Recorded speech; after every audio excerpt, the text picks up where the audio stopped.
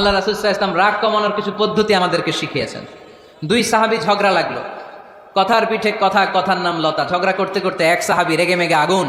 আল্লাহ রাসূল দেখতে লাগলেন আর বললেন, ইন্নী লা আ'লামু কালিমা লাউ ক্বালাহা লা যাহাবা যা আনহু। নিশ্চয়ই আমি এমন এক বাক্য জানি, এই বাক্যটা যদি এই সাহাবী পড়ে তাহলে তার রাগ মুহূর্তের মধ্যে ঠান্ডা হয়ে যাবে।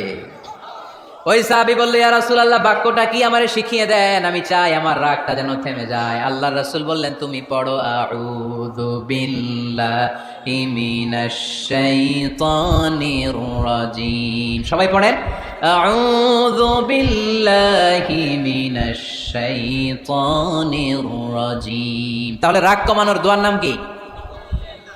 সবাই বলেন, আউযু বিল্লাহি মিনাশ শাইতানির রাজিম। এটা হচ্ছে 1 নম্বর ফর্মুলা। এটা কয় নাম্বার মনে থাকবে?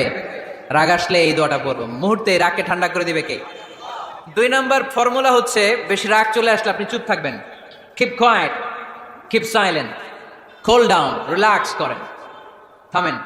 অশ্রাব্য ভাষায় গালিগালাজ করবেন না। অনেকে রেগে গেলে গড় গড় করে কি যেন বলে, গালিগালাজ করে, 14 গোষ্ঠী উদ্ধার করে স্যার, আছে না নাই?